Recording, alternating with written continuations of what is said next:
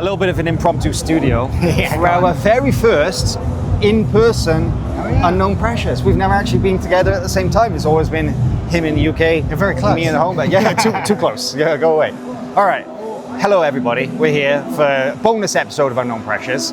And yeah, as you probably guessed, we're at Polaris number 35 million. 35. Yep. 35, yeah. Squads event, which has so far been really cool. We got a bit of a break before the actual squads kicks off. So we're like, okay, we're going to film something, right? Yeah, we had a lot of submissions and a lot of matches that were decided in the 2 rounds and didn't have to go to a third. So yeah, we have like an hour and 20 minutes break, which is kind of unusual. Matt was complaining before we did this because he says that I'm not sure how on point I'm going to be because you're a little bit, tired? I mean, I haven't done a huge amount today, to be honest with you, but just mentally, being at the event and doing the event is tiring. Yeah. But yeah, all good. How much do you actually do at these events though? Because I see you camera kind of standing there watching. Is it pointing? Is it carrying? Everyone else on the team does a lot more than I do. Yes. We have a good team. Everybody kind of knows what they're doing, and I don't really need to tell them what to do. They know what they're doing. I'll jump in an emergency if something is needed. I'm actually thinking about going out and cleaning the mats before the main card because they should be cleaned. But you wouldn't see Dana White doing that at UFC. No, I don't want to imitate that guy. But I'll help when things need to be done. But Polaris has been around for 10 years, and I've done a lot of that stuff. So have the other directors, to be fair. But just the way it's shaken out is I don't have to do too much. Yeah. Honestly, he's saying that they have a good team. I think he's actually underplaying it a little bit because the team behind Polaris is actually incredible. It really is. At all levels. From the guys who are running around putting the chairs together and just setting up the scene, to the production crew, Simon and his team, to the referees, the judges and everything. It's a well-oiled machine. It really is. Every now and then I just look at it and I'm like, it's crazy how far it's come in this. Yeah, I guess 10 years is a long time, but yeah, it's come a long way. How has this event been so far? Because Polaris, I think the last event was in Poole, right? November 1st. That was the squad's final last year, so you had a couple months off. Were you kind of eager to get back onto it for this one? Yeah, I've been looking forward to this one. The first one back on Flow. That's the big story. That's exciting. Yeah, it's nice to be back. Flow have been really good. Working together on all the media. They sent a couple of guys over. It's good. Prelims are always good in Wales. They have a very supportive crowd and lots of local guys and girls. The prelims serves a couple of purposes. One is to sell tickets and fill the venue with local, fans. And then the other is to develop talent to get ready for the main card. Speaking of the team, here he comes. There's Mikey. Mike, come here. Mike, come here. No, don't make him do it. He walks in front of our camera, but he doesn't want to be on it. So that's Mike. He's actually one of the media guys, right? And he's the main media guy. He's the main media guy. Mikey, Steve, and Matt. That's one of the things that Polaris is best known for. Is your high-level media, right? And people that don't want to talk on camera. Yeah. You're not so shy anymore. I watched the interview with Flo this morning. That was actually really good. Oh, yeah? I did, yeah. Very uncomfortable, but I think it was okay. I haven't watched it yet. Well, you've been practicing for the last couple of months with me on the podcast. No, You're they more did say comfortable as much. Yeah. You did plug the podcast as well at the end, so I'm happy about that. Yeah. Got to mention. What were we talking about? The team. Yeah. Very, very good. Mikey's incredible, and the people that he brings in are amazing. Just everyone on the team does a really, really good job. Yeah, and I think this is a big year, isn't it, for Polaris as well? Like you said, the comeback Flow. You got big plans, got a lot of events coming up. Next one's already announced in March in London. Yeah.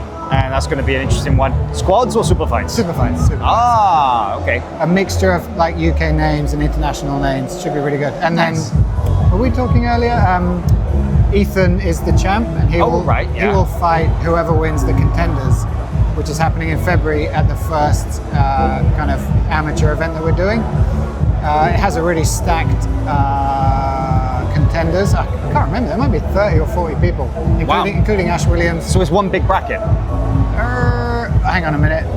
I believe so. No, I think we're running 2 Contenders. Okay. But But whoever wins the overall contenders will challenge Ethan for the title. Yeah. So that's a good story. Yeah, it is. Like we'll film the whole thing, create a little bit of a story behind it, and then, like I said when I was talking to Flo earlier, on paper, like Ethan should win against whichever amateur person came up through that. Maybe you never know who's going to show up. Exactly. Yeah. You never know. Yeah. That's really. I think cool. one of the guys that won tonight wants to enter it. The Irish American guy that flew over and won quite spectacularly. Yeah. I missed that one. I came late. Sorry to say, I only really came to watch the squads. But no, I'm joking. I came in to see some of the later prelims, but also whenever I come into these events, I always kind of get talking to people, and then matches go in. I'm like half watching, half talking. Yeah. So that's what I do as well. Yeah. Well, that's the director's privilege, right? Yeah. Networking is a big part of it. So, So what are the things you're hoping for from this weekend then? You know, coming back to South Wales is always cool, right? You've always got a big scene here and stuff. But I guess being the first event of the year, the first event back on Flow, is there anything significant about this for the? I just hope the main card delivers what we kind of always want the audience to experience, which is the excitement of watching the best grapplers like under our rule set, which we think is really good. That's it really. Yeah, like it's always nice when it switches from the prelims to the main card, that the whole atmosphere changes in the venue. Yeah, it does. Everything becomes a bit more serious. Yeah. You know everybody that's out there, and it's a really good atmosphere, and I just hope that comes across on the broadcast. You know, I lock in when the pro card starts. Like from the prelims, I'm wandering around, I'm talking to people, but when the actual the main show starts, I'm like, don't talk to me. Like I'm watching jiu-jitsu now. Right? And it does get quiet, and that used to make me uncomfortable, but now I understand that that's just how people watch jiu-jitsu. Yeah. Like especially if it's two high level people. Everyone's quiet. It used to make me uncomfortable, but not anymore. Like as long as they're cheering at the right places when something interesting happens, then it's good. Yeah. I think it's not that they're bored; they're just appreciating the action, aren't they? No, definitely. Yeah, Definitely. It's like an old Japanese MMA crowd. Just like 50,000 people and pin drop. Yeah. I think actually that being here tonight, one thing that makes that really kind of makes me think is that. I think it reminds me why people should go and see a Polaris live, because the experience is very different to like watching it on Flow or anything, right? Yeah, and I think consistently we're pulling in, I mean, apart from ADCC and things like that, we are pulling in the biggest crowds for like pro jiu-jitsu shows. And we have a DJ playing music in between, we've got the lights, it's a good experience. It is, it is, it's good fun. I think people don't realize as well sometimes how inspiring it is to actually be up close and watching those high-level pros, like the world-class guys, right? Because you watch them all on TV, and you're just so far removed from the action. You can appreciate it, but being up close and watching people do something like in the flesh is different, isn't it? Yeah, and jiu-jitsu is still small enough that usually the guy they'll mingle with the crowd afterwards. Yeah. It's really nice. Really nice. Yeah. You can buy Owen Jones a beer after the show if you want. You know. That's really cool. Yeah, man, I gotta say it's been really nice. It's nice to come over for Polaris anytime. This is your home territory, isn't it? Kind of is, yeah. It's kind of weird. Like I grew up like half an hour away from here, so it's kind of weird to be back. Do you hate people from Abbey Vale? I heard the valleys all hate each other. It is weirdly tribal, actually. Yeah, like neighboring towns and villages, like legit, hate each other. And separated by one hill. It was on site. Yeah. It was literally on site. It was that fucking weird back then. But I left a long time ago, and I heard that it definitely stayed that way for a long time. But also, what I've heard from talking to guys like Greg Creel, who has a big team here, not far away, and the other teams, is like it used to be back in the day.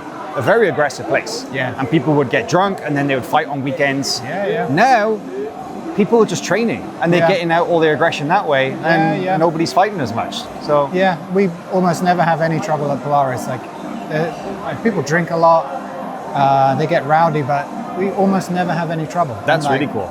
Sometimes we have security that have worked MMA in the past, or on one occasion they worked an MMA show the night before. And they were expecting the same sort of thing, but they always tell us how calm it is and how nice it is, Jiu-jitsu is way more chill. It's probably going to be like a you've cursed riot. it for sure, No, jiu-jitsu is way more chill, isn't it? Yeah. I like it. I like the vibe. Man, it's even more chill than sometimes like Sunday league soccer games. Oh, right? yeah, those are fucking slugfests. Yeah, people lose their freaking minds are there. So it is cool. Yeah. So what you got coming up then? You know, not with Polaris, but just in general, what's coming up? Because we don't get the chance to catch up too much in person. So. Well, I mean, when we get home from Polaris, it's just full speed ahead with Scramble. Like immediately straight back into like the day job, which is Scramble. You had a big release come out today, didn't you? We did. We released a no-gi set yesterday. On Thursday, and a few of the guys competing tonight were wearing it. Oh, nice. Hopefully, Santeri will be wearing it in the main card. Like we have a fairly consistent release schedule. Because new releases bring people to the website, so you have to keep things up fairly consistently. Do you see a spike like after a Polaris? Do you see a lot of interest? Yeah. You do? Man, one of the craziest spikes we ever had was when Polaris fought Gary Tonon. Right. And we did like a last minute deal with him to wear Scramble. And he wore the purple Valetudos. We sold so many of them. And then when they sold out, we were getting messages for months like, oh, where's these purple pants that Polaris was wearing? The purple Polaris pants. Yeah, there we go. That's really cool. I went down to Tatami HQ on Friday morning because they're only about an hour down the road, right? This is their neck of the woods as well. And it's crazy how they were already saying about how they're planning now for ADCC season later this year, and about how much ADCC is going to influence like no-gi sales. Really? Yeah, because like any company, of course, you got a gi and no-gi split, right? Yeah. And my question for them was like, what's the rough split between the two? And they said, well, gi is obviously bigger, right? Just because the amount of people training and practicing and stuff, like people buy more gis than they do no-gi. Gi is healthy. Sorry, no gi is healthy, but gi is bigger. But that said, they are preemptively designing, ordering, manufacturing stuff because of the spike that will come in ADCC. And it's kind of cool, isn't it, that even an event that only comes around every 2 years can have such an influence on the sport. Yeah. I mean, it arguably had a rough year. Was it last year? The year before? ADCC. Which one? The last ADCC was 2024. So not last year. 2 years ago, yeah. Not last year, year before, yeah. They kind of had a rough year, but it doesn't really seem to have affected much. Trials still busy. Like you said, Tatami preparing for loads of no-gi sales. So yeah, it doesn't look like they're going anywhere. No, definitely not. I just find it really curious that like, ADCC, they have that predictable calendar of coming around every 2 years, like sort of World Cup style, Olympic style. Yeah, End roughly the same time. Oh, no. When is it this time? September. It's September, yeah. Whereas like, IBJJF, it's much more like year round. The gi season never really stops, does it? We were trying to figure out how much money the IBJJF makes the other day. I mean, they must have 1,000 people competing every weekend somewhere. Yeah, this isn't privileged information or anything, but I was told like, this is easily 5-6 years ago now, that IBJJF in a calendar year had around 60,000 registered individual registered competitors. So if you imagine the average sign-up fee is $150, so 60,000 times $150, that's like about $10 million a year. And if that was 6-7 years ago, and now they're literally doing twice as many competitors at events like, Europeans and Brasileiros, Masters Worlds and everything. Yeah, IBJJF are making a lot of money. So say whatever you want about them, and people have strong opinions, but they know how to run a good federation, a good tournament, Yeah, very professional. Yeah. People don't like the rules very much, and I think it's a personal choice. If you're going to compete in that event, then you accept that that's what you're going to compete under. But talking about rules, you've got something interesting in the works, right? Yes, we are. Is this an exclusive? No. It's public knowledge. We want to run a whole bunch of amateur events starting this year. Polaris Opens? Yeah. So in the UK, it's called Polaris PSG because we've linked up with Pro Sport Grappling for them to help us run it. We'll do 4 shows this year, and then hopefully some in other countries as well. So this week we've been working on the rules. Really? Getting everything written down, getting everything filmed, photographed, to make sure that it's like a manual that you can you can run a show on our behalf with, you know. Right, right. And that can't be easy. There's got to be some challenges with that. No, it's hard. Yeah, it's hard because, you know, refereeing is a kind of thankless job. Yeah. And there's a lot of grey areas.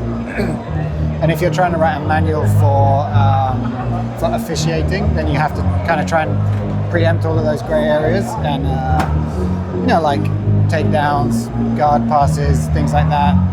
You have to be really specific on what actually scores and what doesn't. So we've been filming all that stuff and trying to prepare like a manual for it. That's really cool. So when are we going to start seeing these Polaris Opens? First one's in February in Nice. London. And that's the one that I mentioned earlier that we're also running the contenders in. And then, you know what, I can't remember, but it's all online. It's all online. So big year. Big year for Polaris, big year for Scramble. Should be, yeah. We have 2 extra shows now that we're on Flow. So that'll be 6 this year, plus loads of amateur events. Yeah, fucking busy. Nah, yeah, that's awesome. Yeah. Well, I hope you enjoyed this bonus episode of Unknown Pressure. It's a little bit different. Sorry if it's loud in here. It is a live Polaris event, if you haven't noticed, right? But I think that we'll definitely have to do some more of these, maybe at the next one. Maybe we'll even try and get a guest on or something. Come to London, we'll rope someone in to have a chat. Yeah, let's get like a high-level athlete or a coach or somebody, and we'll do like even an in-person one. And Sounds good. more bonus content coming away. Thanks a lot for supporting Unknown Pressure. Let's give a like and subscribe if you haven't already. We appreciate it very much. And we'll see you next time.